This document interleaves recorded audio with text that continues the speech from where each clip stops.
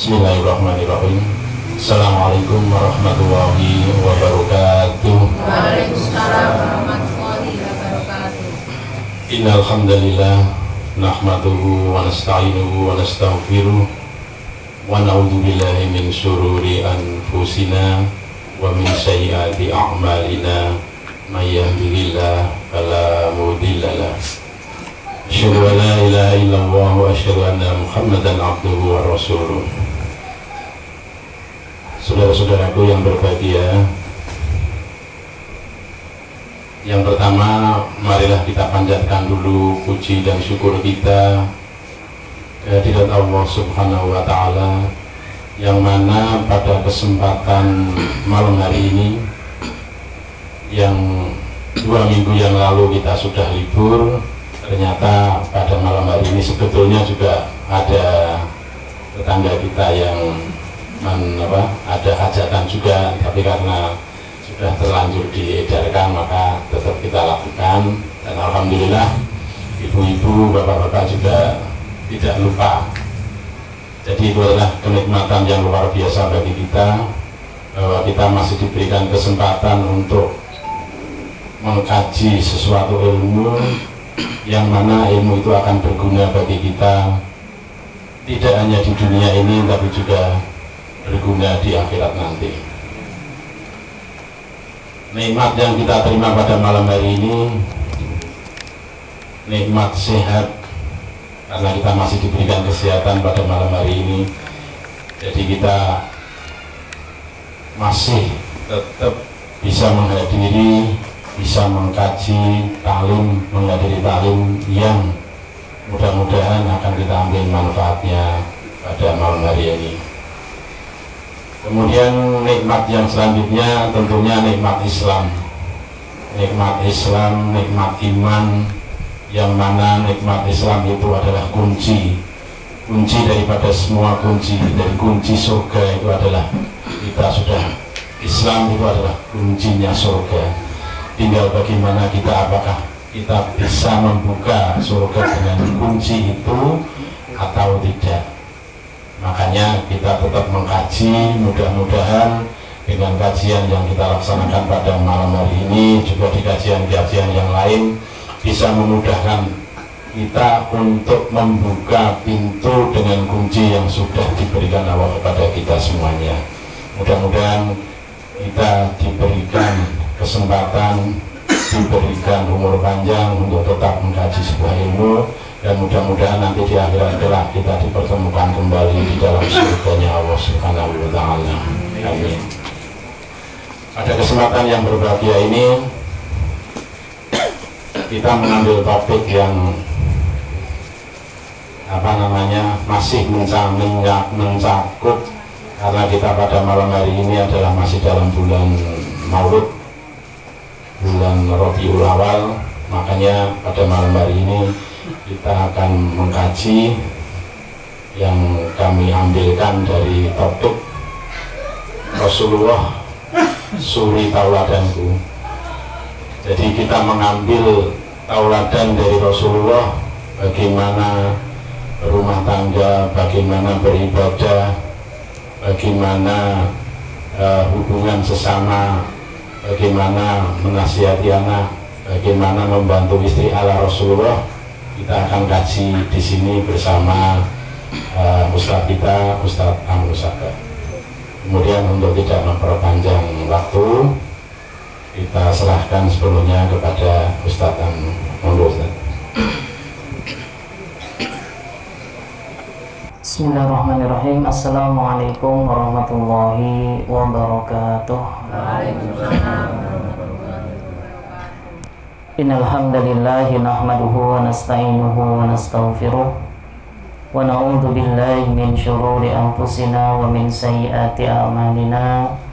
May yahdihillahu fala mudilla lahu wa may yudlil fala hadiya lahu. Asyhadu an la ilaha illallah wahdahu la syarika lahu wa asyhadu anna Muhammadan abduhu wa rasuluh la nabiyya wa la rasula ba'dah. Qala Allah Ta'ala fil Qur'anil Karim, a'udzu billahi minasyaitonir rajim. يا أيها الذين آمنوا اتقوا الله حق تقاته ولا تموتن إلا وأنتم مسلمون يا أيها الناس اتقوا ربكم الذي خلقكم من نفس واحدة وخلق منها زوجها وبث منهما رجالا كثيرا ونساء واتقوا الله الذي تساءلون به والأرحام إن الله كان عليكم رقيبا رب اشرح لي صدري ويسر لي أمري واحلل عقدة من لساني يفقهوا قولي أما بعد.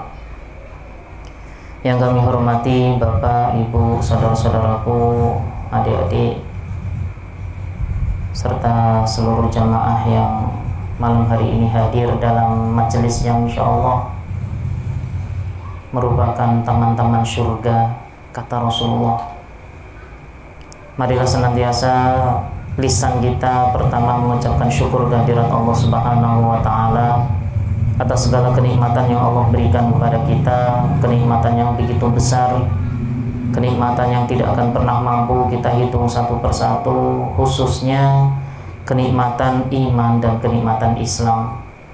Dan kita pun berharap kepada Allah, berdoa kepada Allah, mudah-mudahan kenikmatan ini sampai terakhir kita itu meninggalkan alam dunia ini. Kalau kemarin sore depan rumah saya itu baru meninggal dunia, jadi bulik dari istri, sempat koma di rumah sakit Suwondo dan sore 4:30 meninggal dunia. Malam ini masih ada kegiatan di rumah duka. Tadi pagi baru diantar ke makbarah, saya sendiri yang mengangkat jenazahnya. Terasa dingin. Jadi kalau jenazah itu sudah tidak memiliki nyawa itu terasa dingin.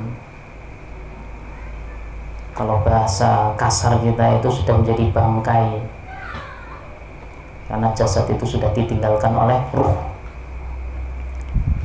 Apa yang menjadi hikmah pada saat kita itu senantiasa diperlihatkan oleh Allah, orang-orang terdekat kita meninggal, orang-orang yang mungkin keluarga besar kita meninggal, adalah bagaimana orang-orang yang meninggal itu ternyata mereka diistirahatkan oleh Allah dari aktivitas amaliyah.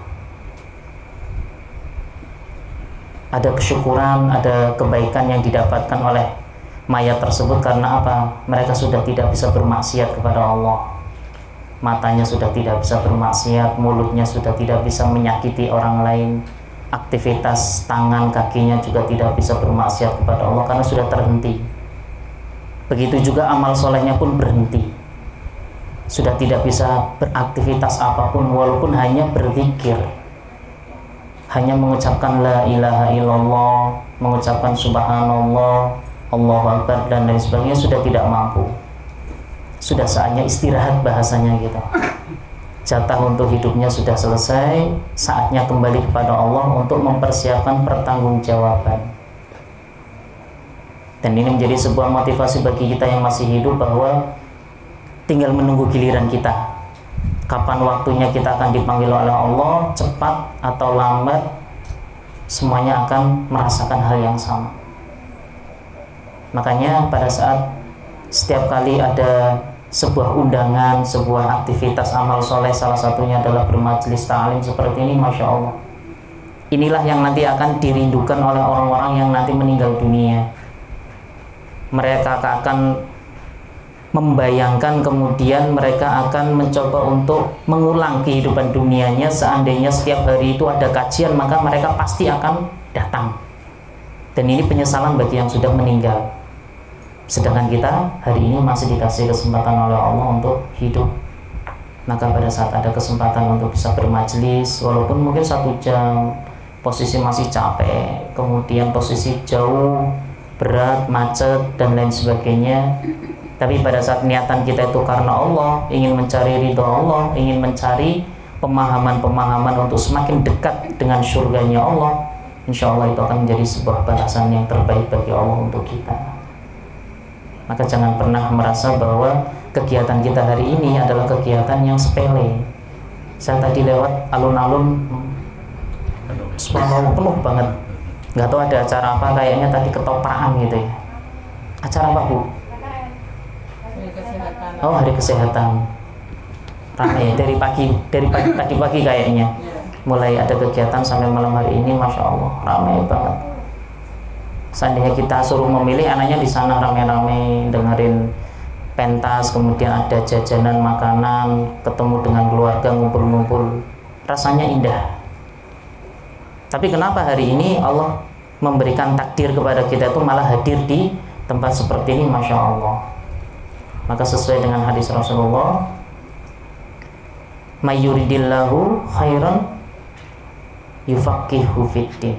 Barang siapa yang Allah kehendaki dalam sebuah kebaikan, maka Allah akan memfaqihkan, Allah akan memberikan pemahaman yang lebih terhadap agama ini. Dan untuk bisa menjadi orang yang baik, salah satunya adalah Allah akan memberikan pemahaman-pemahaman terus kepada kita tentang agama ini.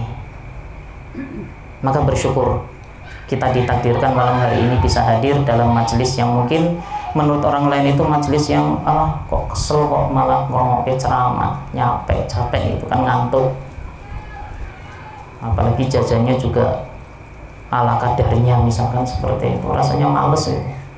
Tapi masya Allah, dampak baiknya di sisi Allah itu insya Allah akan kita rasakan kelak. Kalau hari ini memang mungkin belum terasa mungkin hati kita menjadi tenang, iman kita dicas menjadi naik, dan semangat untuk beramal soleh itu meningkat pada saat kita bertemu. Karena bertemu dengan orang-orang soleh ini salah satu obat hati yang sakit.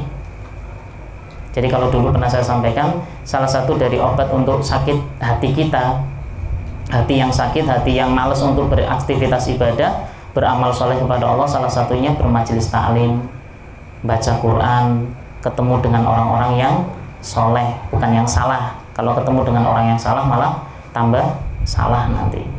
Ketemu dengan orang-orang yang soleh, ketemu wajahnya, lihat wajahnya itu sudah cerah, kemudian sudah tawadhu, sudah teduh, rasanya tenang.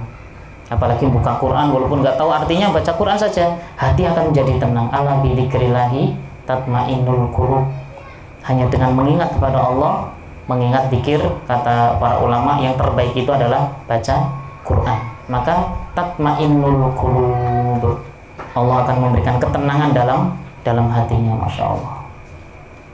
Dan hari dalam majelis-majelis seperti ini juga menjadi salah satu cara untuk menaikkan iman kita yang mungkin hari ini masih rendah. Salam dan salam semoga tetap tercurah pada Rasulullah kita, manusia terbaik yang malam hari ini insya Allah akan kita bahas, walaupun tidak bisa seluruhnya karena ada satu buku khusus, tebalnya itu lumayan ya, ratusan halaman, yang membahas tentang sirah nabawiyah dari mulai sebelum Rasul lahir, kemudian mulai lahir, kemudian anak-anak, remaja, sampai kepada menjadi Rasul, kemudian perjuangan sampai beliau wafat. Itu sudah ada buku khusus penjelasan tentang beliau. Tidak mungkin kita itu membahas 1 jam 2 jam pada malam hari ini. Kita ingin mungkin sedikit saja secara umum pembahasan tentang bagaimana kita sebagai umat Rasulullah yang mengaku hari ini sebagai umatnya Rasulullah Muhammad, maka apa yang harus kita lakukan secara umum. Yang mudah-mudahan salawat ini sampai kepada beliau, kepada para sahabat, keluarga beliau yang tercinta, serta pengikutnya yang masih istiqomah dalam menjalani aktivitas amal ibadah sesuai dengan sunnah-sunnah Rasulullah SAW. Bapak, Ibu, dan saudara-saudaraku yang mudah-mudahan Allah senantiasa merahmati kita, mengawali pada pertemuan pada malam hari ini, saya ingin membahas tentang fisiknya Rasulullah dulu. Kalau bahasa kita itu nggak kenal nggak sayang gitu ya. Kalau misalkan ditanya Rasul itu kayak apa sih, ya laki-laki biasa, tok, udah selesai. Eman-eman. Untuk bisa lebih mencintai Rasulullah, maka pahamilah secara fisik dulu Rasul itu seperti apa sih. Bentuk tubuhnya kayak apa, rambutnya kayak apa, matanya kayak apa. Kalau kita ditanya hari ini mungkin banyak yang belum bisa menjawab. Terus bagaimana mungkin kita akan mencintai seseorang, wong kita itu mencintai, mohon maaf, seorang suami mencintai istrinya itu diawali dari pandangan mata pertama, pasti kan cantik, matanya jelita, alisnya tipis misalkan gitu, pipinya tembem, hidungnya mancung ke dalam misalkan. Itu yang membuat saya tertarik, kemudian saya mencintainya, kemudian saya menikahinya. Itu pertama dari fisik. Kalau bahasanya itu cinta itu diawali dari mata turun ke hati katanya. Benar nggak? Benar, yang sudah merasakan ya insya Allah benar. Atau mungkin ada sebagian yang enggak Pak, saya langsung dijodohkan kok, langsung jadi, orang ngerti jebule langsung disuruh nikah. Jebule yo ayu misalkan seperti itu. Ya itu menjadi takdir. Maka paling tidak secara umum ada beberapa ciri pesona dari Rasulullah yang disampaikan oleh para sahabat Rasulullah. Salah satunya dari Ummu Ma'bad Al-Khuzayyah pernah berkata tentang ciri-ciri fisik Rasulullah Shallallahu Alaihi Wasallam. Beliau menggambarkan beberapa sifat beliau di hadapan suaminya. Jadi ngobrolnya itu dengan suaminya tentang sifat ciri dari Rasulullah Shallallahu Alaihi Wasallam. Saat beliau lewat di kemahnya dalam perjalanan hijrah ke Madinah, beliau mengatakan Ummu Ma'bad ini istri dari suaminya, dia sangat bersih. Ini kata beliau pada saat melihat Rasulullah. Rasulullah itu sangat bersih, wajahnya itu berseri-seri, perawakannya bagus, tidak merasa berat karena gemuk, juga tidak terlalu kecil karena kurus. Jadi kalau bahasa kita itu ideal, six pack kalau bahasa kita ya. Atau one pack. Six pack itu yang perutnya itu ada tangganya gitu ya. Tidak bisa dicela karena kepalanya kecil, elok dan tampan. Bagian hitam matanya itu sangat hitam. Bulu matanya panjang, tidak mengobrol bicara. Jadi tidak ngobrol bicara itu tidak terlalu banyak berbicara yang terlalu nggak penting. Beliau itu kalau misalkan bicara itu yang penting-penting saja. Lehernya panjang, tapi jangan membayangkan panjangnya itu sesuatu yang lain ya. Panjang di sini, lehernya itu lebih kelihatan. Matanya jelita, memakai celak mata. Ini salah satu sunnah Rasul, laki-laki boleh memakai celak mata. Tapi jangan terlalu banyak, nanti kayak tuyul ya. Biasa aja, tipis-tipis nggak apa-apa, itu sunnah. Jadi nggak masalah. Dan itu ternyata kalau dalam secara kesehatan itu bisa menyehatkan mata dengan memakai celak. Alisnya tipis, memanjang dan bersambung antara sebelah kanan dan kiri itu ada sambungan di tengah, kayak saya itu ada sambungan. Tapi saya bukan Rasulullah. Kalau yang nggak ada sambungannya berarti jangan disambung-sambungkan, nggak usah ya. Atau dikasih pen, dikasih pensil alis, nah, nggak usah macam-macam, pokoknya udah dinikmati saja. Ini Rasulullah. Alisnya tipis, memanjang dan bersambung, rambutnya hitam. Jika diam, dia tempat kelihatan berwibawa. Diamnya Rasulullah itu berwibawa sekali. Jika berbicara, dia tampak menarik. Dia adalah orang yang paling elok dan menawan dilihat dari kejauhan. Dari jauh itu sudah dilihat menarik sekali. Bagus dan manis setelah mendekat. Bicaranya rinci, manis, tidak terlalu sedikit dan juga tidak terlalu banyak. Bicaranya seakan-akan merjan yang tertata rapi dan landai. Perawakannya sedang, mata yang memandangnya tidak lolos karena perawakannya yang pendek dan tidak sebel karena perawakannya tinggi. Jadi tidak terlalu tinggi banget, tidak terlalu pendek banget, sedang, ideal intinya di situ. Seakan-akan dahan di antara dua dahan, dia adalah seorang dari tiga orang yang menarik perhatian. Paling bagus tampilannya, mempunyai rekan-rekan yang menghormatinya. Jika beliau berbicara, mereka menyimak perkataan Rasulullah. Jadi kalau misalkan Rasul ngomong, sahabat situ menghormati betul, tidak menyela, tidak sampai ngomongnya itu melebihi dari suaranya Rasulullah dan seterusnya. Jika beliau memberikan perintah, mereka bersegera melaksanakan perintahnya. Dia orang yang paling ditaati, disegani, dikerumuni orang-orang, wajahnya tidak membermut atau tidak cemberut, tidak pula orang yang diremehkan. Ini menurut Ummu Ma'bad salah satu sahabat wanita Rasulullah yang itu diceritakan kepada suaminya, dan ini tidak dibahas suaminya itu jelek atau tampan gitu ya. Kalau misalkan suaminya agak lumayan biasa-biasa saja mungkin agak tersinggung kan, tapi kan memang ini membahas tentang ciri dari fisik Rasulullah, dan itu memang kesempurnaan yang memang khusus diberikan oleh Allah kepada Rasulullah kita. Ali bin Abi Thalib juga menyampaikan sedikit tentang ciri-ciri dari Rasulullah SAW. Kata beliau bukan orang yang terlalu tinggi dan juga tidak terlalu pendek. Orang yang berperawakan sedang, rambutnya tidak kaku dan juga tidak keriting. Tidak kaku juga tidak keriting, lurus, atau bahasanya itu berombak. Ya. Rambutnya lebat, tidak gemuk dan tidak kurus, wajahnya sedikit oval, seperti bulan, kata beliau, oval. Bola matanya sangat hitam, bulu dadanya lembut. Jadi Rasul itu memiliki bulu dada, tapi lembut, nggak kayak kalau misalkan orang Arab ya biasanya tebal di dadanya, atau orang India. Beliau lembut dan tidak ada bulu-bulu di badan selain cuma di dada tok. Beliau ada rambutnya tapi lembut, sedangkan yang di tangan itu nggak ada bulu yang tebal yang kelihatan. Di sini beliau menjelaskan tidak ada bulu-bulu di badan yang lain. Telapak tangan dan kakinya tebal. Jika berjalan seakan-akan sedang berjalan di jalanan yang menurun. Jadi pada saat Rasul jalan itu, jalannya itu lebih cepat. Kalau bahasa kita itu melihat orang Jepang, itu kalau jalannya itu cepat. Seperti kalau kata Ali bin Abi Thalib, seperti di jalanan yang menurun, padahal itu dataran biasa. Kalau jalannya itu cepat, berwibawa beliau. Jika menoleh, seluruh badannya ikut menoleh. Ini beda dengan kita. Hei, lengok tok. Tapi kalau Rasul ikut badannya, ya.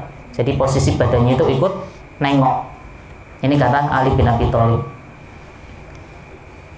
Di antara kedua bahunya ada cincin nubuwah. Jadi di belakang kalau dibuka itu ada cap, ya, cincin nubuwah, kenabian. Yaitu cincin para nabi. Kemudian telapak tangannya yang terbagus, dadanya yang paling bidang, yang paling jujur bicaranya, yang paling memenuhi perlindungan, yang paling lembut perangainya, yang paling mulia pergaulannya. Siapapun yang tiba-tiba memandangnya tentu segan kepadanya. Siapa yang bergaul dengannya tentu akan mencintainya. Kemudian dia berbicara lagi, aku tidak pernah melihat orang yang seperti beliau sebelum maupun setelahnya. Ini Masya Allah. Ali bin Abi Thalib, menantunya Rasulullah atau sepupunya Rasulullah. Ini secara fisik. Jadi Rasul itu memang secara fisik memiliki fisik yang sempurna. Kita nggak bisa membayangkan seperti apa wajahnya Nabiullah Yusuf, Nabiullah Adam alaihissalam.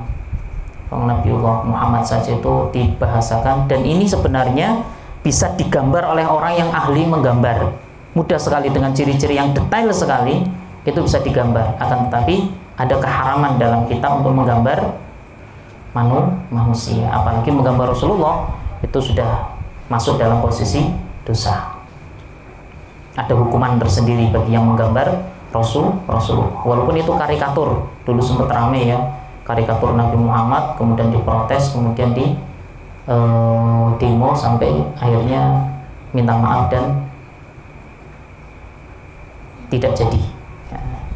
Ini secara fisik Rasulullah SAW. Jadi paling tidak dari awalan ini kita melihat bahwa hari ini pun kita penasaran janjinya kayak apa sih Rasulullah, sesempurna apa sih wajahnya, bentuk tubuhnya, dan itu adalah panutan kita. Makanya kita berdoa mudah-mudahan nanti di yaumil akhir kita dipertemukan dan kita syukur-syukur bisa bersanding di surga yang sama dengan Rasulullah. Paling tidak kita itu nanti akan ketemu Rasulullah di Telaga Al-Haud, Telaga Al-Kautsar, yang nanti Rasulullah itu sebelum masuk, kita semuanya itu sebelum masuk ke jembatan atau Siratal Mustaqim, sirat ya, jembatan penantian antara surga dan neraka, nanti Rasul itu sudah berdiri di pinggir danau, namanya Danau Al-Haud, Danau Al-Kautsar, yang itu merupakan doanya Rasulullah yang diberikan oleh Allah khusus bagi Rasul dan umatnya. Nanti kita akan dipanggil satu persatu oleh Rasulullah, baik satu persatu maupun berombongan. Maka disitulah kita akan menemukan, kemudian bisa bertemu langsung dengan Rasulullah SAW. Makanya para ulama itu kalau misalkan dijelaskan tentang Rasulullah itu menangis, membayangkan bagaimana pada saat bertemu langsung dengan Rasulullah SAW. Makanya kita pun tidak perlu merasa iri terhadap para sahabat, karena Rasulullah dulu juga pernah saya sampaikan, Rasulullah pada saat dalam sebuah majelis beliau sempat menyampaikan, aku rindu kepada saudaraku, kata Rasulullah. Itu di sebuah majelis taklimnya Rasulullah dengan para sahabat. Saya merindukan saudara-saudaraku. Kemudian ada para sahabat yang bertanya kepada Rasulullah, ya Rasul, kami kan saudaramu. Maka apa jawab Rasulullah? Tidak, kalian itu adalah sahabatku, sedangkan saudaraku adalah orang-orang yang mengikutiku tapi tidak pernah melihatku, kata Rasulullah.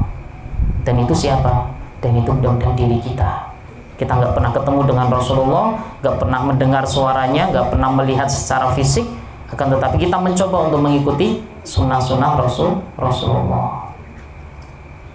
Alangkah indahnya pada saat kita itu nanti bertemu dengan Rasulullah, kemudian mendapatkan syafaatnya. Dan luar biasa kalau misalnya kita tuh melihat kecintaan Rasulullah kepada kita, walaupun belum pernah bertemu pun Rasulullah itu sudah memberikan kecintaan kepada kita. Sampai pada saat beliau itu akhir hayatnya saja itu yang diucapkan itu apa? Ummati, ummati, ummati. Bagaimana nanti umatku?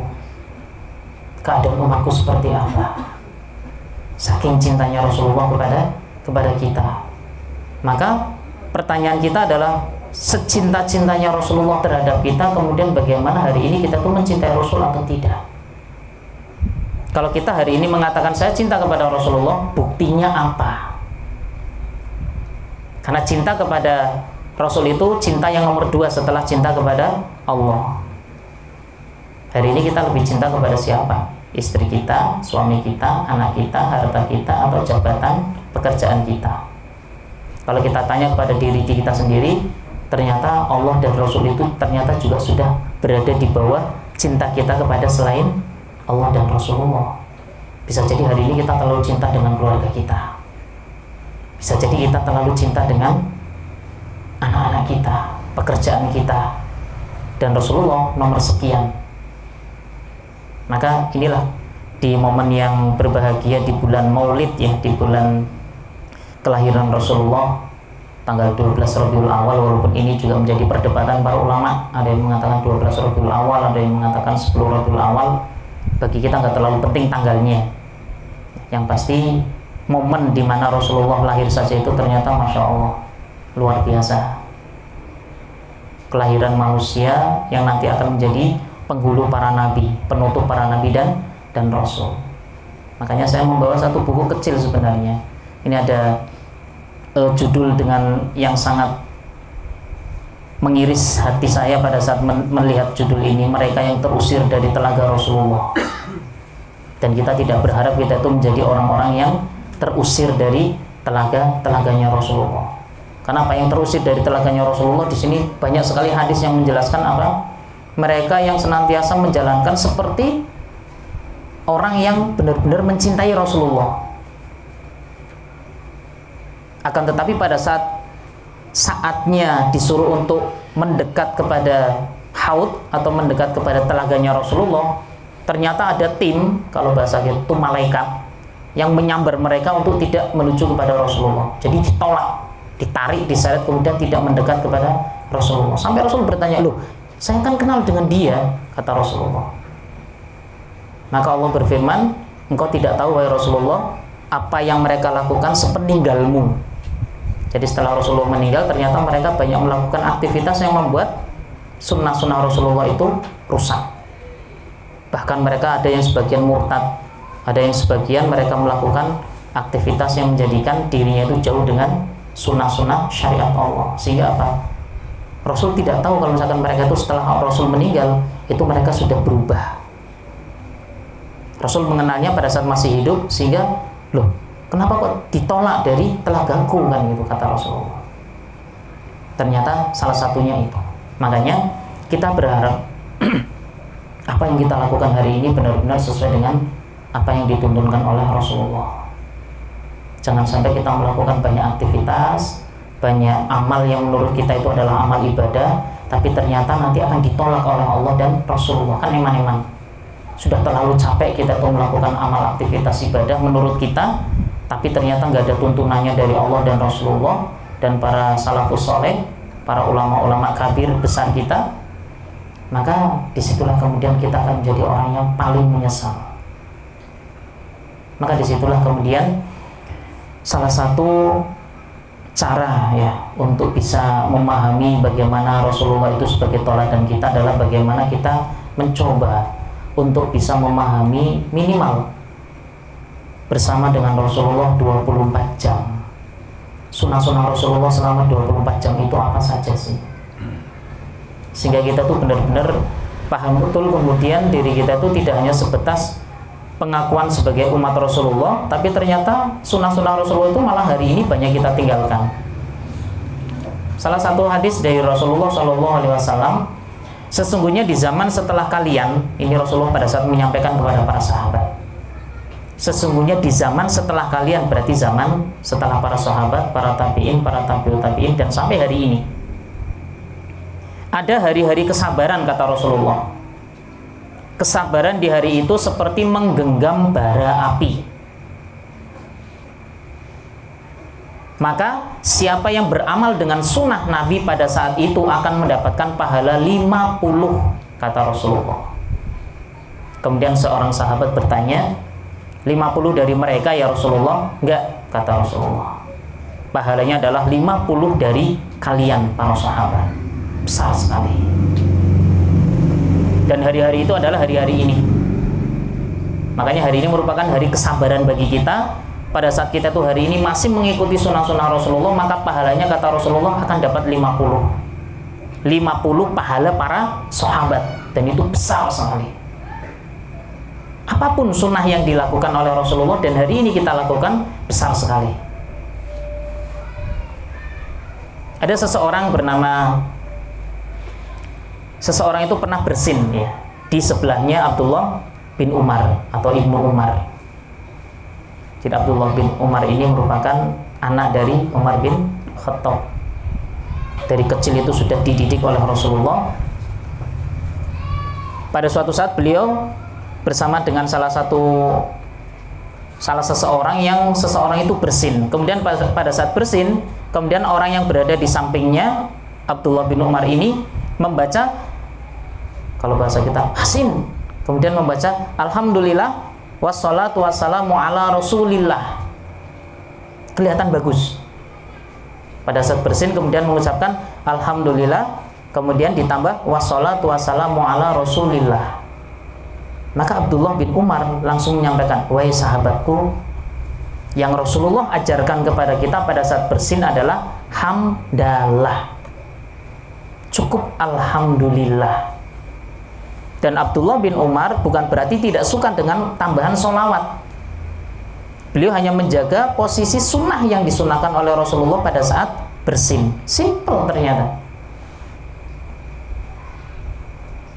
Cukup dengan alhamdulillah, yang mendengar kemudian yarhamukallah, kita balas lagi dengan yahdikumullah. Ini sunnahnya dalam bersin. Maka ada sahabat yang mencoba menambahkan saja, itu langsung diingatkan oleh Abdullah bin Umar. Karena sunnahnya Rasulullah itu cukup dengan hamdalah. Sholawat itu bagus, tapi kalau tidak dicontohkan oleh Rasulullah, bisa jadi malah tidak bermanfaat. Dan beliau bukan berarti gak suka dengan sholawat, tapi beliau menjaga kemurnian dari sunnah hadis dari Rasulullah. Maka ini luar biasa. Sesuatu yang simpel saja. Bersin. Hari ini kita praktekkan bersin dengan ucapan hamdalah, mengikuti sunnah, pahala 50. Pahalanya para sahabat. Insya Allah. Bersin tok loh ya Bu. Hasin. Alhamdulillah. Kalau kita biasanya hasin itu malah dibesar-besarkan. Hasin. Malah nggak mengucapkan lafal hamdalah, malah mengucapkan yang lainnya. Nah, munculkan saja alhamdulillah. Yang dengar langsung yarhamukallah.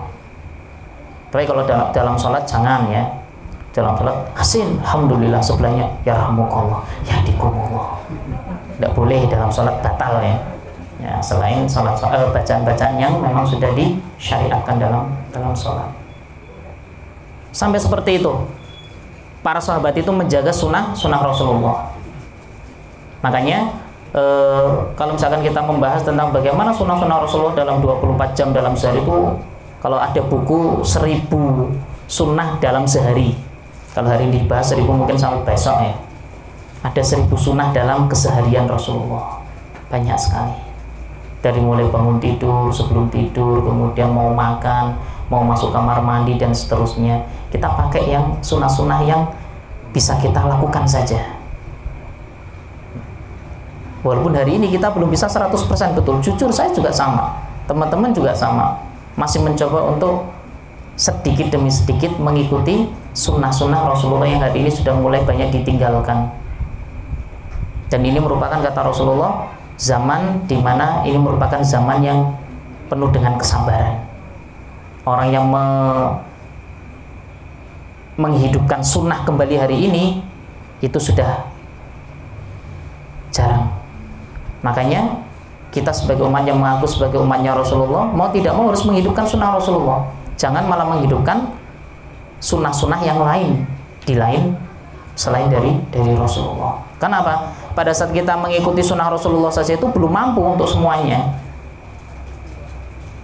Kemudian kita mencoba dengan sunnah-sunnah yang lain, lah ini eman-eman. Wong sunnahnya Rasul saja itu belum maksimal, ditambah dengan aktivitas yang ibadah yang lain. Makanya maksimalkan saja hari ini yang bisa kita maksimalkan terkait dengan sunnah-sunnah Rasulullah. Salah satu hadis dari Rasulullah SAW, man ahya sunnatan min sunnati fa'amila bihan nas kana lahu mithlu ajrin min amila biha la yanqusu min ujurihim syai'a. Rasulullah bersabda, barang siapa yang menghidupkan satu sunnahku, kata Rasulullah, di antara sunnah-sunnahku yang banyak, kemudian diamalkan oleh manusia yang lain, maka dia mendapatkan pahala seperti pahala orang yang mengamalkannya tanpa mengurangi orang tersebut. Jadi misalkan saya menyampaikan tadi yang bersin, pada saat bersin Rasulullah menyunahkan membaca alhamdulillah. Kemudian yang hadir di sini ada misalkan 30 orang, pada saat bersin semuanya mengucapkan alhamdulillah, maka saya mendapatkan pahala 30 dari panjenengan tanpa mengurangi panjenengan mendapatkan pahala. Masya Allah. Barang siapa yang menghidupkan sunnahku di antara sunnah-sunnahku yang lain, kata Rasulullah, maka Allah akan memberikan pahala dan diikuti oleh manusia, maka kita akan mendapatkan berapa banyak orang-orang yang mengikuti sunnah yang kita sampaikan. Panjenengan hari ini mendapatkan sunnah misalkan bersin, sampaikan kepada anak, keluarga, tetangga, mereka mempraktekkan, pahala terus mengalir. Setiap mereka bersin, pahala. Satu hari bersihnya 50 kali, dapat 50 pahala. Dikali 100 orang, 500 pahala. Enak atau? Itulah sunnah yang harus dihidupkan. Syaratnya harus dihidupkan. Kalau nggak dihidupkan, nggak disampaikan, ya kita nggak tahu sebenarnya sunnah-sunnah Rasulullah itu seperti apa. Makanya itu menjadi salah satu sunnah simple, kecil kan gitu. Dan beberapa sunnah yang kalau misalkan kita membahas bagaimana Rasulullah pada saat bangun tidur atau sebelum tidur dulu ya. Sebelum tidur itu banyak sunnah Rasulullah, di antaranya dulu mungkin pernah saya sedikit menyinggung, jangan lupa ambil air wudhu ya. Jangan sampai kita tidur dalam keadaan tidak berwudu. Berat memang Pak, betul. Apalagi kalau sudah ngantuk, kena air malah nggak jadi ngantuk gitu. Ikut ngantuk banget, kena air dingin malah melek, malah nontonnya TV meneh situ turu. Tapi usahakan sebelum tidur itu kita ambil air wudu. Kemudian ada bacaan-bacaan yang perlu kita sunahkan. Kita baca misalkan surat An-Nas, Al-Falaq, Al-Ikhlas, ayat kursi, kemudian akhir di surat Al-Baqarah, akhir di surat Ali Imran. Ada yang mengatakan akhir di surat Ali Imran itu pada saat bangun tidur. Kemudian juga ada surat Al-Mulk yang kemarin juga kita bahas, itu menjadi salah satu amalan kita, salah satunya juga sunnah Rasulullah, dan itu akan menjadi penjaga kita dari azab kubur. Itu surat Al-Mulk, lumayan satu lembar bolak-balik, tambahan 1/4 atau 1/3 halaman lagi. Kalau misalnya itu bisa dirutinkan setiap malam, insya Allah akan ringan. Jadi ambil air wudhu, kemudian baca surat-surat pendek, kemudian baca surat Al-Mulk misalkan, mau ditambah dengan itu, kemudian mulai berbaring. Sebelum berbaring ada sunnah juga, tempat tidurnya itu disebelahi. Ya, disebelahi itu bisa pakai sarung, bisa pakai kain, bisa pakai sapu lidi yang kecil itu untuk nyamuk itu ya. Sambil membaca surat An-Nas juga boleh, karena itu untuk menjaga tempat tidur kita sebelum kita tiduri, karena kita nggak tahu ada makhluk gaib yang masih tidur di tempat tidur kita. Apalagi kalau 2-3 hari itu nggak pernah dipakai tidur kamar kita, kemudian kita langsung blek tidur di situ, ternyata di situ ada makhluk yang masih tidur nyenyak, malah terganggu mereka, jadinya mengganggu kita. Sebelah itu sebagai sunnah, nggak apa-apa. Ya, sambil ngilangin debunya, sambil baca ta'awud minimal bismillah atau surat An-Nas, Al-Falaq, itu sebagai penjagaan saja. Ya. Kemudian posisi tidurnya miring sebelah kanan. Jadi posisi kalau nanti secara kesehatan itu sudah sangat dipahami, miring sebelah kanan itu ternyata memang benar-benar menyehatkan, berbanding kebalik pada saat miring sebelah kiri. Nah, nanti silahkan bisa dicek secara kesehatan, kalau miring sebelah kanan dampaknya seperti apa, sebelah kiri dampak buruknya seperti apa. Ternyata sudah diketahui dalam ilmu kedokteran. Dan Rasul dulu tidak pernah menjelaskan secara kesehatan, enggak. Beliau menyunahkan, dan ternyata hikmahnya bisa kita dapatkan hari ini. Kalau misalkan bisa tangan sebelah kanan menjadi bantal. Ya, kalau hari ini ada bantal ya cukup pakai bantal sendiri, nggak apa-apa, sebelah kanan. Kemudian posisi kepala kalau bisa sebelah utara menghadap ke barat, seperti orang meninggal dunia dikuburkan. Nah, posisinya seperti itu miringnya. Kepala sebelah utara, kemudian kaki sebelah selatan menghadapnya ke kiblat atau ke barat. Kemudian jangan lupa juga dengan baca doa bismikallahumma amut wa ahya, atau bismikallahumma ahya wa bismika amut. Semuanya dibolak-balik, nggak apa-apa lah. Ada sebagian yang mengatakan bismikallahumma amut wa ahya, ada yang sebaliknya. Yang pasti doa sebelum tidur. Ya, jadi itu simple. Kalau misalkan dari mulai minimal, Pak saya baru mampu untuk berwudu, minimal dapat sunnah wudunya, sudah dapat pahala insya Allah. Pak saya lupa berwudu tapi saya baca surat-surat pendek, surat An-Nas, Al-Falaq, Al-Ikhlas, bisanya saya cuma itu, sudah dapat pahala. Jangan sampai ngeblek ya, saking ngantuknya blek, lupa wudu, lupa posisinya, lupa baca apapun, langsung tidur. Biasanya itu banyak yang sebagian itu ditindihi katanya gitu. Wah Pak saya mimpi buruk. Nek dipikir-pikir, oh ternyata lupa belum baca doa, bisa jadi diganggu sama syaitan. Wallahu a'lam. Yang pasti kalau kita mengikuti sunnah Rasulullah, insya Allah selama tidur itu kita dijaga oleh Allah. Seandainya ada sesuatu, kita meninggal pada saat tidur, posisi kita satu sudah mengikuti sunnah Rasulullah, posisinya dalam keadaan berwudu, bersuci, masya Allah, enak. Itu pada saat menjelang tidur. Silakan nanti bisa dipraktekkan setelah ini. Kalau sudah ngantuk jam 10 langsung ambil air wudhu, kemudian sudah mulai baca beberapa surah yang disunahkan oleh Rasulullah, kemudian posisikan. Loh Pak, kamar saya itu bentuknya beda Pak. Ya seyuk yang mungkin, kalau bisa ya, kalau bisa diposisikan utara dan selatan, kemudian kepala kita di utara. Kalau misalkan ternyata mujurnya ternyata kok barat dan timur, ya sudah nggak apa-apa, nggak usah dipaksa. Kalau bisa diposisikan silakan sesuai sunnah Rasul. Kalau misalkan memang udah kayaknya kok nggak bisa, ini kalau digeser-geser malah kamarnya jadi semrawut misalkan, ya yang pasti miringnya tetap ke sebelah kanan. Hindari tidur mengkurap ya Bu ya Pak. Hindari tidur mengkurap, ini nikmat memang betul. apalagi kalau capek blek tidur mengkurep itu rasanya nyaman banget itu. Itu saya lupa ada beberapa catatan terkait dengan ada larangan walaupun tidak sampai kepada haram ya, tapi mendekati tentang larangan tidur secara mengkurep. Terlentang masih diperbolehkan, itu pun dengan posisi kaki dinaikkan, disilangkan kaki kanan di atas kaki kiri, itu pada saat tidur terlentang. Jadi enggak meleweh dua-duanya itu berjejer ya, kecuali kalau tidur sendiri, karena pada saat kita tidur itu kita nggak tahu posisi kita itu seperti apa, dilihat oleh siapa, apalagi kalau misalkan masih dalam keadaan bareng-bareng dengan teman-teman atau tetangga, pas tidur bareng kemudian posisi kita malah bahaya kan gitu. Tangan kita juga gerakannya kemana kita nggak tahu. Itu pada saat sebelum tidur. Kemudian setelah bangun tidur, nah jadi bangun tidur, posisi yang pertama kali adalah kita duduk dulu. Jangan dibiasakan setelah bangun kemudian langsung berdiri. Dan ini secara kesehatan itu juga bermasalah kalau misalkan kita tuh jegelek langsung tiba-tiba bangun, karena posisi kita tuh belum sadar penuh ya.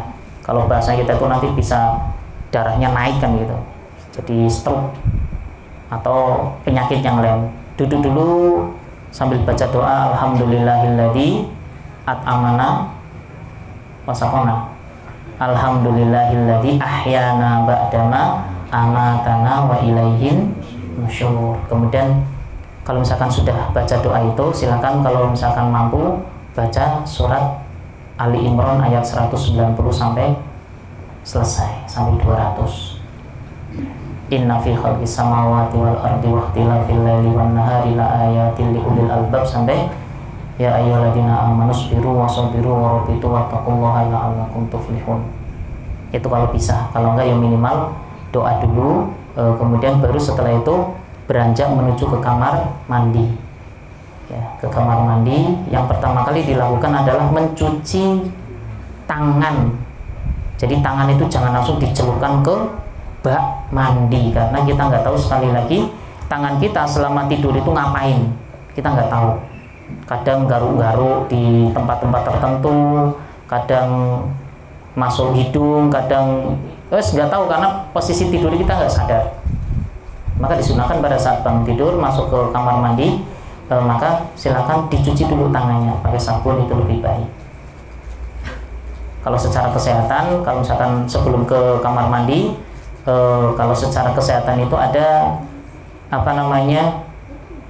ludah kita yang memiliki banyak enzim, maka jangan segera langsung sikat gigi, tapi pada saat sebelum ke kamar mandi boleh kita itu ambil air 1 atau 2 teguk untuk dikumur-kumur kemudian diminum, karena enzim pada saat kita bangun tidur itu bagus sekali untuk ludah. Baunya nggak enak memang, tapi itu ternyata sangat bagus, kata Zaidul Akbar, Dr. Zaidul Akbar. Jadi beliau menyampaikan kalau tidur jangan langsung kumur-kumur atau sikat gigi, kumur-kumur tapi itu air mateng kemudian diminum, itu bagus sekali katanya. Ya silakan kalau misalkan mau dipraktekkan, kalau enggak ya ke kamar mandi kemudian sikat gigi untuk siwak, karena siwak ini juga menjadi sunnah Rasulullah. Kalau siwak secara hakiki ya pakai kayu siwak ya, bukan sikat gigi tapi memang siwak yang berupa kayu. Dan hari ini pun banyak banyak yang jualan tentang kaitannya dengan kayu siwak ya, kayu bener-bener kayu. Kemudian silakan nanti ada caranya, nanti di ujungnya itu dikasih, ada yang dikecet biar lembut, ada yang di sisik dulu biar runcing, dan seterusnya nanti kemudian digosok-gosok ke gigi. Itu secara kesehatan insya Allah juga bagus untuk kayu siwak. Kalau ribet banget bisa pakai sikat gigi dan pasta gigi. Baru kemudian ambil air wudhu, kemudian kalau misalkan kita bisa sholat malam. Itu sunnah di saat kita itu pada saat bangun tidur. Jadi jangan langsung berdiri, cukup sadarkan dulu, kemudian duduk sebentar sambil berdoa kepada Allah, kemudian baru setelah itu membersihkan diri di kamar mandi untuk berwudu dan melaksanakan aktivitas berikutnya, khususnya untuk aktivitas ibadah kepada Allah. Kalau Rasulullah Shallallahu Alaihi Wasallam kaitannya dengan salat malam, beliau itu sunnahnya dulu pernah saya sampaikan itu beliau lebih cepat tidur di sore hari. Jadi setelah Isya beliau itu tidak terlalu lama tidak makan, beliau makannya itu malah sore. Dan itu secara kesehatan juga ternyata bagusnya itu kalau makan itu sore sebelum maghrib. Ya, jam 5, jam setengah 6 menjelang maghrib lah. Tapi kalau sudah kebiasaan makan jam 5, jam 10 lapar lagi gitu. Ya sudah berarti makan lagi. Kalau Rasulullah enggak. Jadi beliau sebelum maghrib beliau sudah makan, kemudian habis Isya tidak menunggu waktu lama beliau istirahat untuk mempersiapkan apa? Untuk mempersiapkan sholat lain, sholat malam, sholat tahajud. Ya, karena diawali dengan tidur dulu.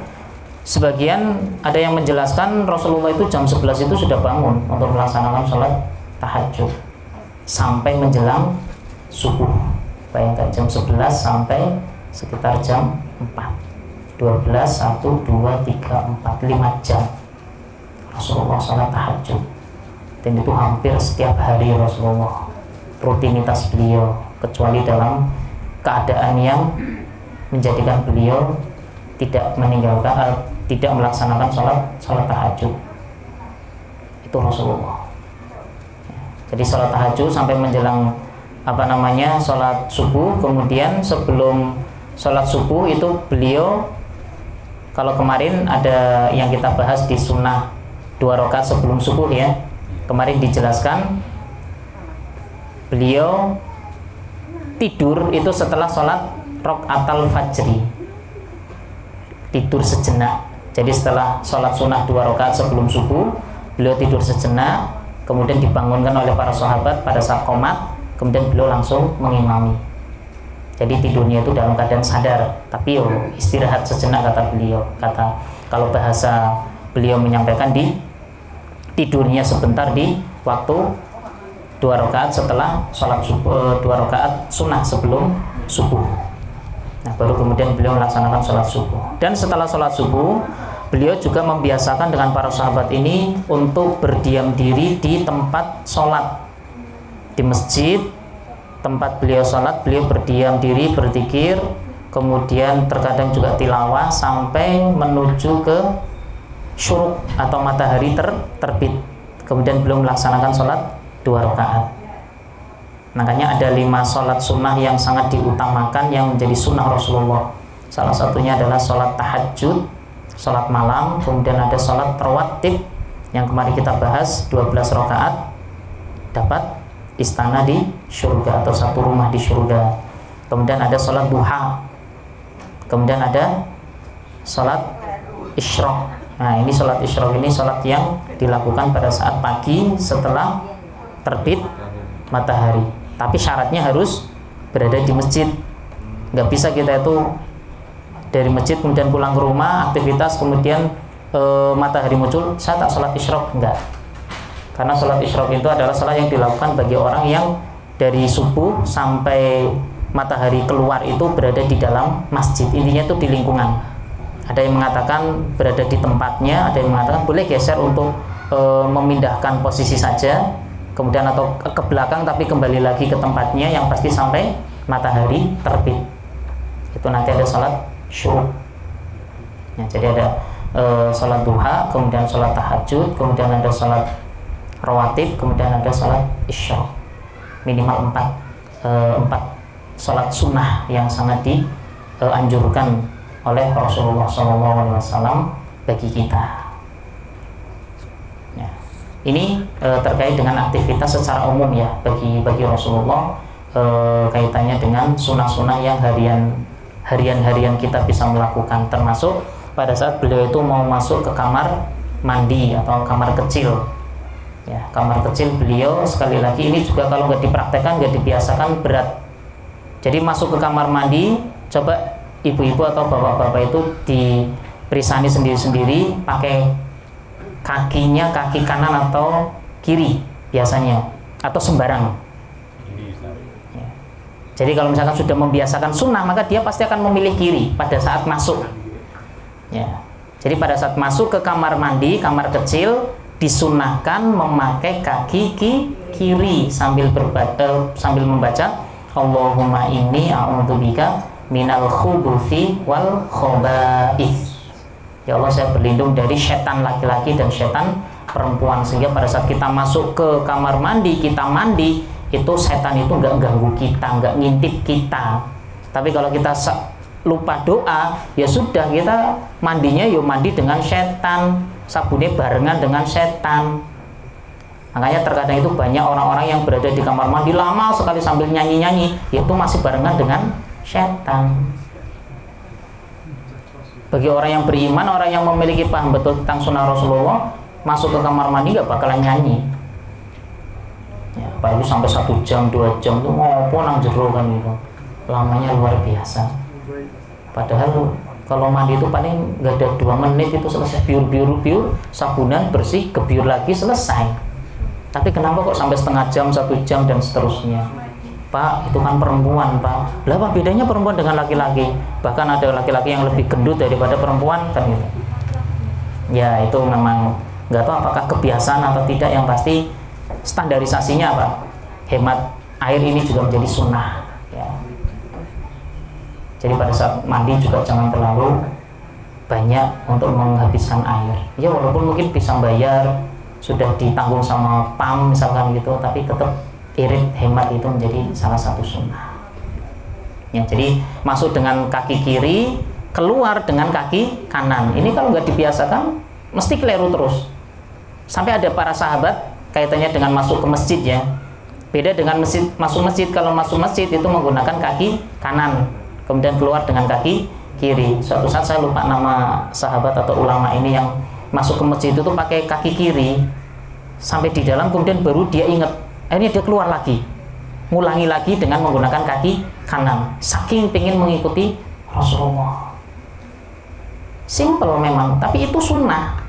Kita menghidupkan dan kita menyampaikan kepada orang lain, dijalankan oleh orang lain, pahala bagi kita. Jadi siapa yang menghidupkan sunnah itu Masya Allah, luar biasa. Hari ini banyak yang meninggalkan sunnah dari sesuatu yang sangat simple. Padahal dari yang simple inilah ternyata bisa jadi sunnah ini yang menjadikan kita itu selamat. Kalau kita ditanya sunnah apa yang sudah kita lakukan, mau tidur, masuk ke kamar mandi, kemudian mau makan dan seterusnya. Ya, satu lagi contohnya biar nggak terlalu, ini tinggal 5 menit sampai jam 9. Sunnah dalam makan, nah ini juga sama. Jadi dalam hadis yang saya pahami terkait dengan sunnah dari Rasulullah terkait dengan tata cara makan beliau adalah beliau membaca basmalah. Walaupun ada sebagian ulama masa kini yang memakai Allahumma barik lana fima razaqtana wa qina adzabannar, dan itu adalah doa, sehingga sebagian ulama membolehkan dengan memakai doa itu, tapi jangan melupakan sunnahnya yaitu bismillah. Jadi sebelum makan bismillah itu sudah masuk sunnah. Kalau misalkan kita nggak membaca Allahumma barik lana tapi sudah membaca bismillah, kita sudah mengikuti sunnah. Tapi kalau misalkan kita bismillah belum mantep, mau nambah Allahumma barik lana dengan mengharapkan keberkahan dari Allah, sebagian ulama membolehkan, nggak apa-apa, karena itu adalah doa kebaikan. Tapi bismillah itu yang menjadi sunnahnya. Sebelum makan Rasulullah biasa membaca bismillah, dan beliau biasanya memakai 3 jari kalau makanan itu tidak berair. Ya, kalau misalkan makan soto pakai 3 jari yo orang-orang pungi. Ya, apalagi pakai sumpit nih. Jadi kalau misalkan makanan yang tidak berkuah, silakan kalau misalkan bisa 3 jari saja itu sudah cukup ambil. Dan itu kalau nggak terbiasa, kalau 3 jari kurang ya 4 lah. Kalau kurang ya 5. Ya. Tapi kalau 3 kita dapat sunnahnya. Dapat sunnahnya, silakan kalau misalkan bisa 3 cukup. Jangan sampai keraup 5 kemudian masuk penuh ke mulut. Ya. Itu apalagi sampai ada 2 tangan yang masuk ke mulut semuanya, ini juga over ya. Bahasanya kita ikuti sunnah saja. Kemudian Rasulullah itu juga senantiasa membiasakan mengambil sesuatu makanan yang terdekat. Kalau misalkan bahasa kita itu di sini ada anggur, ada apel, ada yang jauh itu misalkan durian, padahal kita senang durian, maka sunnah Rasulnya apa? Kita ngambil yang anggur, karena apa? Terdekat. Itu sunnah. Beda kalau misalkan mejanya itu bisa diputar, itu bisa didekatkan terus ini sesuai dengan keinginan kita. Kalau misalkan kita ingin mendekat ke sana, ya geser kan itu. Nah, dekat sini. Ya, intinya sunnah lebih dekat, kemudian kalau dekat yang sudah mendekat lagi terus dan seterusnya. Termasuk tata cara makan ini juga sama, misalkan dalam satu piring kita pada saat makan, maka jangan langsung mengambil posisi di tengah. Jadi ini juga kebiasaan kita pada saat misalkan kita makan dalam sebuah piring, ambillah dari posisi pinggir. Ya, sedikit demi sedikit ke tengah sampai nanti habis. Ya, satu sini menjadi sebuah adab dalam makan. Kalau misalkan kita ambil dari tengah, kita nggak habis, ini sudah kayak ecek-ecek ceker ayam itu, orang itu gilo lihat. Tapi kalau kita dari pinggir, kecil sedikit misalkan masih sisa separuh, itu masih rapi, kita berikan kepada saudara kita, masih layak. Ini sebagai salah satu cara saja kalau misalkan kita makan dari pinggir saja. Ya, pelan-pelan sampai selesai, nanti sampai habis. Diusahakan jangan sampai tersisa, karena bisa jadi keberkahan dari makanan itu adalah diantara makanan yang terakhir berada di atas piring kita. Kalau di Indonesia itu pakai nasi, berarti bisa jadi upo yang terakhir itu yang berkah. Maka jangan sampai upo itu tertinggal di dalam piring. Dan makanya juga sesuai dengan kondisi perut kita. Kalau misalkan lapar banget, tak kira-kirain dah 3 ciduan kayaknya ini saya lapar banget. Jangan sampai nggak terlalu lapar kemudian ambil 5 ciduan atau 5 centong gitu, udah nggak habis eman-eman. Termasuk sunnah pada saat makanan yang jatuh, ini juga sama, mungkin jarang kita praktekkan. Pada saat ada makanan yang jatuh, kata Rasulullah, ambil, bersihkan kotorannya, makan. Tinggal lihat posisinya. Tapi kalau makan sama sambal diaduk. Iya. Bingung ya Bu ya. Ya saya naik dia lah Bu. Nyerah dulu. Berarti nggak usah diaduk besok Bu. Jadi kalau misalkan ada makanan yang jatuh, silakan diambil. Seandainya posisi jatuhnya ini memang masih bisa diselamatkan, mohon maaf, dalam artian kalau misalkan jatuhnya itu ternyata ke tempat yang sudah kotor banget, ya sudah, nggak usah diambil. Misalkan masuk ke comberan, saya ambil siap aksi isi, ya udah nggak mungkin kan itu. Kalau misalkan jatuh ke lantai, misalkan di dapur, kemudian masih bisa diambil, kemudian kotorannya dibuang, kemudian dimakan. Karena kata Rasulullah, jangan sampai kita membiarkan makanan yang jatuh tidak kita ambil, maka itu menjadi makanan syaitan. Ya, hati-hati. Makanya jangan sampai pating teletek ya, jatuh dibiarkan. Kalau misalkan masih bisa diambil, diamankan, diambilkan, dimakan. Dan terakhir, kalau misalkan kita makan pakai tangan, sunnahnya dijilat. Bahkan nanti bisa dicek di beberapa hadis kaitannya dengan menjilat jari-jari setelah makan, itu malah dijilatkan ke saudara kita. Jijik nih ya. Tapi ternyata itu sunnah. Saya pernah dengar hadisnya, coba nanti insya Allah ini PR saya tak cari hadisnya. Itu sampai saudara kita yang suruh jilati. Kalau secara wallahu alam ya, secara medis itu ternyata enzimnya itu terbaik itu pada saat di sisa-sisa di jari kita. Makanya jangan sampai tidak dijilat, minimal jilati sendiri. Ya, dijilat sendiri. Silakan, dan itu luar biasa. Apalagi kalau misalkan lauknya itu sedep, itu kan eman-eman sampai resik banget, kemudian masih ada sisa di jari, selap-selap itu rasanya enak gitu. Dan itu ternyata sunnah. Insya Allah. Kalau misalkan sendok kan nggak mungkin ya. Kalau sendok itu ya otomatis. Makanya kalau pesan saya, kalau misalkan selagi tidak memakai sayur, usahakan pakai tangan. Ya. Udah bisanya kenapa Bu? Udah bisa. Dilatih saja. Kalau nggak bisa 3 jari, 5 jari nggak apa-apa, yang pasti dicoba untuk tangan dulu. Karena enzimnya ini yang membuat tapi cuci tangan dulu ya. Ini juga menjadi sunnah kita untuk kebersihan. Jangan sampai baru kerja misalkan ngelas ternyata ada makanan langsung bruk, terus sisa-sisa las masih nempel misalkan gitu, makan wis campuran sama las nanti ususnya dikena las kraket malah. Jadi usahakan untuk cuci tangan, syukur-syukur pakainya itu khusus cuci tangan ya, beda dengan sabun. Kalau sabun itu saya merasakan misalkan sabun mandi digunakan untuk cuci tangan sebelum makan itu rasanya malah nyampur dengan makanan. Tapi pakai Bu? Untuk cairannya untuk khusus untuk cuci tangan itu. Jadi itu kan memang baunya tidak terlalu kuat banget. Kemudian minimal kuman-kuman sebelum kita makan itu sudah hilang. Minimal dengan diguyur air itu sudah mengurangi kuman yang nempel di tangan kita, baru setelah itu makan. Ya, jadi itu sebagai sunnah dalam masalah makan.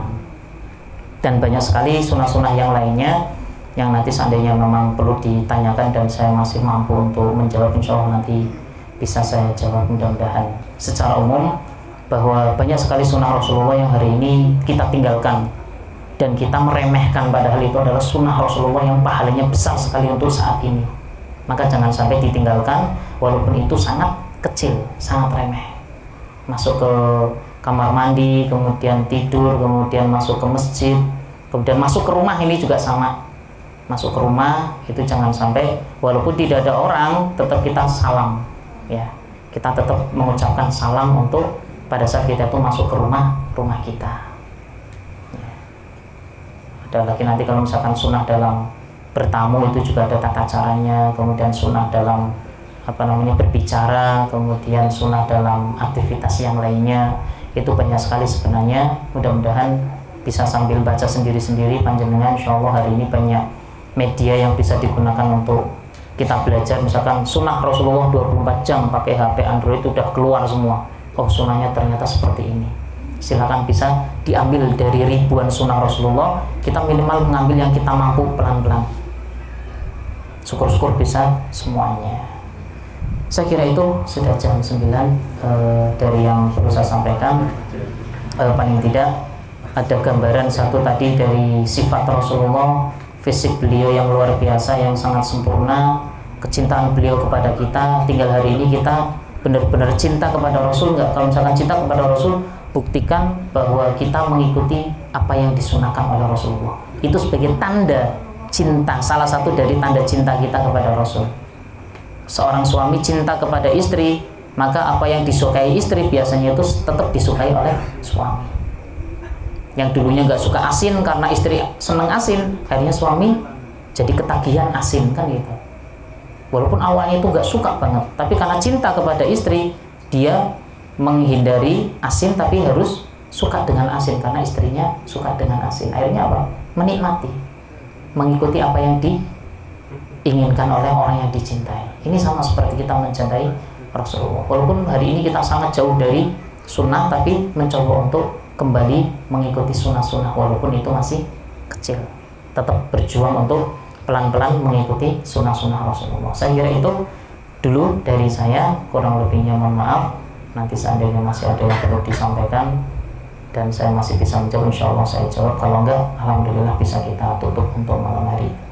Walafu minkum ihdinas siratal mustaqim, dari saya cukup. Kurang lebih mohon maaf apabila ada kesalahan dalam tutur kata, dan seandainya nanti ada kekeliruan mohon bisa diluruskan dari teman-teman maupun dari bapak-bapak, ibu-ibu yang ternyata ini bukan sunnah Pak, ini sunnahnya seperti ini, misalkan seperti itu, mohon diluruskan karena ini menjadi salah satu kelemahan saya yang masih tetap butuh pembelajaran. Cukup dari saya. Assalamualaikum warahmatullahi wabarakatuh. Waalaikumsalam warahmatullahi wabarakatuh. Teman-teman semua, selamat datang juga kami ucapkan dari tim dari Lajis Kulkum Salim, selamat datang. Kemudian dari saudara-saudara kita dari Ungaran, dari RSS, dari Kuring, kemudian juga dari Mbak Sri, kemudian dari yang Mbak Mati, Mbak Santi, kemudian Mbak Yem, terus dan lain-lain semuanya. Saya ucapkan terima kasih, mudah-mudahan tetap istiqomah sehingga kita dapat terus mengkaji sesuatu yang sangat berarti bagi kita. Dan yang perlu akhirnya akan kami tutup acara ini dengan suatu sabda Nabi bahwasanya seluruh umatku, kata Nabi, akan masuk surga. Tapi masih ada tambahannya lagi, kecuali yang tidak mau. Kemudian para sahabat bertanya, wahai Rasulullah, ini nanti kalau salah sebetulnya, wahai Rasulullah, apa ada orang yang tidak mau masuk surga? Karena Rasulullah sendiri sudah bersabda, seluruh umatku masuk surga, kecuali yang tidak mau. Kemudian para sahabat bertanya, siapa yang tidak mau, wahai Rasulullah? Rasulullah bersabda, jika aku dan para sahabatku tidak ada di dalamnya, jika kamu tidak ada bersamaku, bersama aku dan juga sahabatku tidak ada di dalamnya. Maksudnya, apabila kita tidak mengikuti perintah-perintah Allah dan mengikuti sunnah-sunnahnya Nabi, itulah yang dinamakan orang yang tidak mau masuk surga, yaitu tidak mau mengikuti perintah Al-Quran. Perintah Allah itu tertuang semuanya di dalam Al-Quran, kemudian disampaikan lagi oleh sunnah-sunnahnya, maka itulah orang yang tidak mau masuk surga. Terus ketemu. Jadi demikian, mudah-mudahan kita tetap istiqomah. Untuk itu Ustaz, kami mohon doa Ustaz untuk kita sekeluarga dan juga untuk kita semua yang ada di sini, ataupun yang pada kesempatan malam hari ini tidak bisa datang karena ada hajat atau ada urusan yang lain. Kita doakan bersama-sama. Monggo Ustaz.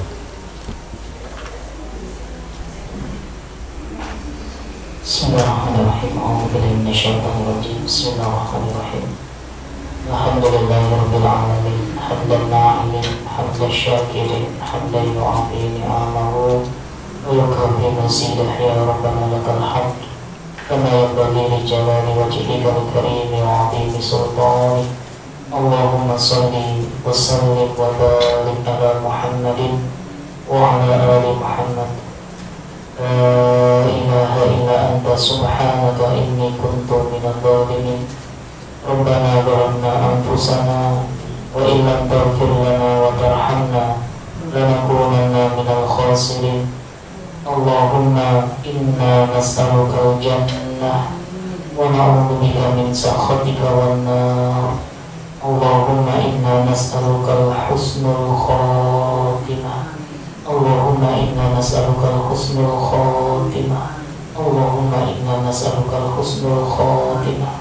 Allahumma inna nas'aluka al-huda wat-tuqa wal-'afafa wal-ghina. Ya muqallibal qulub, tsabbit qulubana 'ala dinik, tsabbit qulubana 'ala ta'atik. Allahumma inna nas'aluka salamatan fi dinina wa 'afiyatan fil jasadina wa ziyadatan fil ilmina wa barakatan fil rizqina wa tawbatan qabla mautina wa rahmatan indal mautina wa maghfiratan ba'da mautina. Allahumma hawwin 'alaina fi sakaratil maut wan najati minan nari wal afwa indal hisab. Rabbi habli minas sholihin, Rabbi habli min ladunka dzurriyyatan thayyibah, innaka sami'ud du'a. Rabbi firli wa liwalidayya warhamhuma kama rabbayani shaghira. Rabbana hab lana min azwajina wa dhurriyyatina qurrata a'yun waj'alna lil muttaqina imama. Rabbana atina fid dunya hasanah wa fil akhirati hasanatan wa qina adzaban nar. Subhanaka rabbika rabbil izzati amma yasifun wa salamun alal mursalin walhamdulillahi rabbil alamin.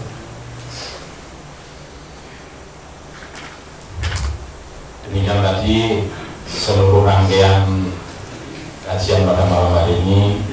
Mudah-mudahan kita bisa mengambil hikmah apa yang sudah disampaikan tadi. Yang kecil-kecil kita laksanakan dulu, baru nanti kita menginjak ke yang besar. Jadi yang sudah tadi disampaikan monggo dilaksanakan, kalau perlu disampaikan kepada yang lain, kepada anaknya, kepada cucunya, bisa disampaikan. Kemudian apabila ada kurang dan lebihnya dari kami mohon maaf. Kita tutup kajian malam hari ini dengan doa kafaratul majelis. Subhanakallahumma wa bihamdika asyhadu an la ilaha illa anta astaghfiruka wa atubu ilaik. Assalamualaikum warahmatullahi wabarakatuh.